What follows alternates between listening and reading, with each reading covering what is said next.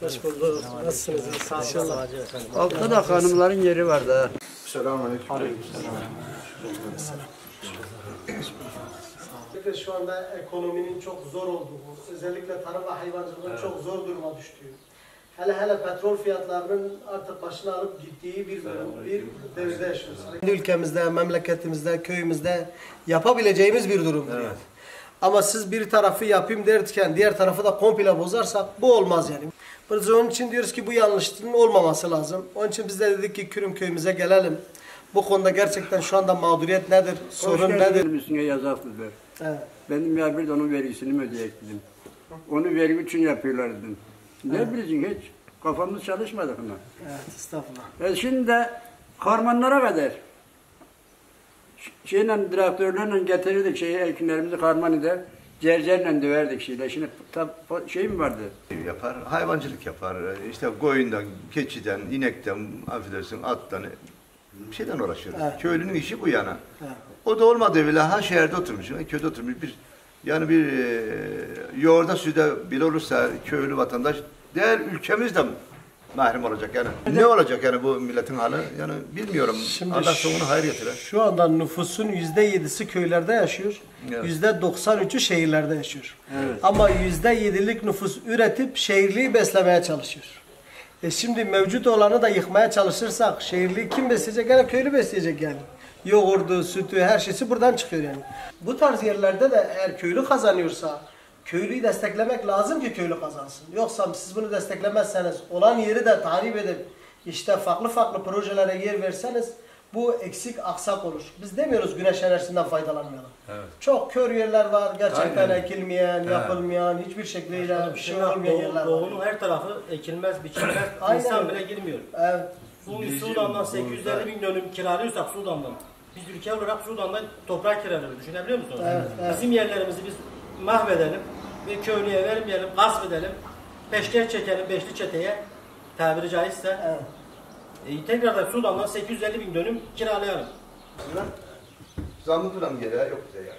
Şimdi köyümüzde nasıl bu mesela şu anda problemimiz ne bu konuda, hangi projeyi şu anda gelip söylüyorlar? Bizim duyduklarımız bunlar. Fakat meramımız az olduğundan biz buna ihtiyaç ediyoruz. Yani yapılmasını istemiyoruz. Meramımız çok olsun, seve seve verir. Yarısından çoğunu alsın da ne yapıyorsa yapsın, millet de faydalansın diyor. Ama bizim hayvanlarımız artık dışarı çıkacak yer var mı yani? Evet. Yani zaten devlet bu hakkı bize vermiş, meral olarak köylüye vermiş. Bu hakkı diyor ki kanunda da söylüyor. Diyor eğer gerçekten meralının çok genişse, köylüye de faydası olacaksa, köylünün de itirazı olmayacaksa bu konuda o zaman farklı bir alan içinde kullanılabilir. Yoksa bunun dışında mera alanı köylüye yetmiyorsa hiçbir şekliyle bunun şeklini değiştiremezsiniz diye. Konya torpağı gibi, Ulukışla gibi boş yerler olsa hocam sürekli ilgili değil. Aldığımız bilgilere göre bu proje Gülpınar'ı kapsıyor, Çimenli'yi kapsıyor, Şam Mülkü kapsıyor. Büyük bir proje yani. Yine tekrar ediyorum, aldığımız bilgiye göre 2016'da hazırlanmış, şimdi yürürlüğe sokmaya çalışıyorlar. Belki de resmi gazeteye direnişler olmasaydı yani köylünün tepkisi olmasaydı şimdiye bir tuvalete geçerlerdi. Zaten Kiam'ın da dediği gibi biraz önce 2400 dönüm yerimiz var zaten. 1400 dönüm yerin tamamını. Bitişik köyümüz Çörekli köyün de zaten %90'ı gidiyor merasının. Bu kadar insanın iş gücü var. Bu iş güçleri ne olacak peki o zaman? Bu insanlar nereden ekmek yiyecek? Benim ekmeğimi elimden alıyorsan diyeceksin ki gel kardeşim sen de şurada istimam yapacaksın. Belediye veyahut da işte devletin bir yerinde. Herhangi bir yerinde istikam yapayım seni. Her evden şu köyde kaç tane... Sen benim gelip de toprağımı Ankara'dan meclisten onaylıyorsan demek ki burada devlet millet değildir. Devlet bir kişiden ibarettir. Ben ne dersem o olur. Yani şimdi zannetmeyin ki CHP'ymiş. Lazım ki bu iş çözülsün. Yoksa bu iş kendi bittiye getirilir bir an önce de bitirilir. Aynen öyle olacak. Hocam şeyimizi gör.